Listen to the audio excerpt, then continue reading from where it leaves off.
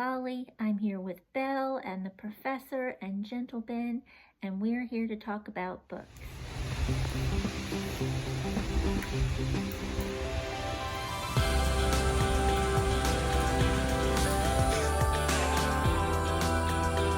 Have I ever told you the story of Barnabas the dog? Have you ever read a banned book?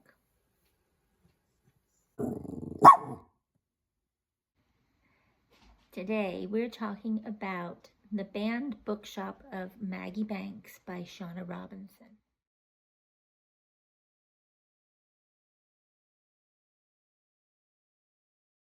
I really liked this book. It is not a political thriller that's going to get you up in arms about book banning in the United States. It is a book about people and the lengths that they will go to keep things secret and maintain the status quo. In The Bookshop of Maggie Banks by Shauna Robinson, Maggie is our main character. She is about 28. She's not gotten her life together just yet. She's still going from job to job, making ends meet. Things just are not quite working out for her the way that we hope that they will be when we reach our late 20s or early 30s. It's just not quite there yet. So she's been spending some time moving back home with her family, trying to figure out what she's going to do with her life. And she is asked to come help her friend Rochelle out for a few months. Rochelle is pregnant. She has to go on maternity leave. And she asks Maggie to come take care of her bookshop for her while she's on maternity leave. And Maggie is happy to do that. So she immediately goes to Belle River to help Rochelle. But what she doesn't realize is Belle River is a little bit unusual. It was named after a previous resident of the town named Edward Belle. He died in 1968, and the Belle Literary Society basically controls almost all of the businesses in the town. That means that everything that happens within the bookshop is under the purview of this literary society, and the descendant of Edward Belle that controls it, his name is Ralph. He does not want Maggie coming in and bringing any newfangled ideas into this bookshop. The rule there is that there are no books allowed that were published after the date of Edward Belle's death. If Edward Belle couldn't read them, then certainly nobody else in the town would want to read them.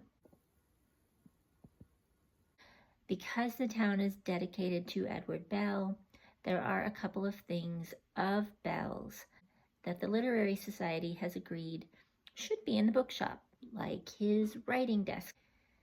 So people come to see these items, and that's okay. That's keeping the bookshop going. But Maggie is a little bit of a wild child. She doesn't quite know how to follow the rules if she doesn't understand why the rules exist. And she doesn't understand Belle River. Ralph Belle overhears her question things about Edward Belle. He doesn't like it. And he decides that his ancestors' legacy is not safe while Maggie is running the bookshop. And he takes them out and puts them into the museum, the Belle Museum. That was the only thing that was actually encouraging visitors to come into the bookshop and buy materials from this bookshop. So she has to figure out some underground ways of promoting the bookshop that won't get back to Ralph, but that will keep her friend's bookshop going while she's on maternity leave. And the problem with that is Ralph actually has spies that go around the village and make sure that everyone is doing what they're supposed to do, that they are maintaining the status quo. And one of those spies is named Malcolm. And when Malcolm and Maggie meet, sparks fly. Now, will fire ignite between them? Will Maggie be able to save the bookshop? What is the truth behind Edward Belle? We can all discover it in The Banned Bookshop of Maggie Banks by Shauna Robinson.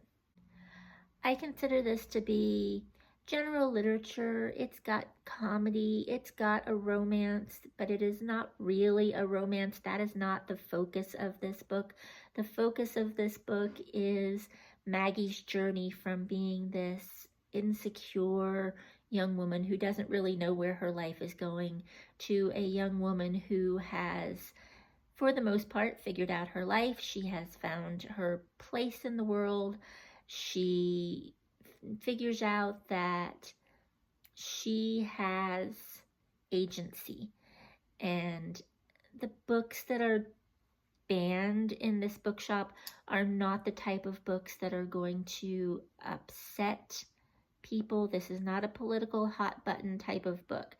The banned books in this particular setting are simply books that have been published since 1968. I encourage you to read it. I give it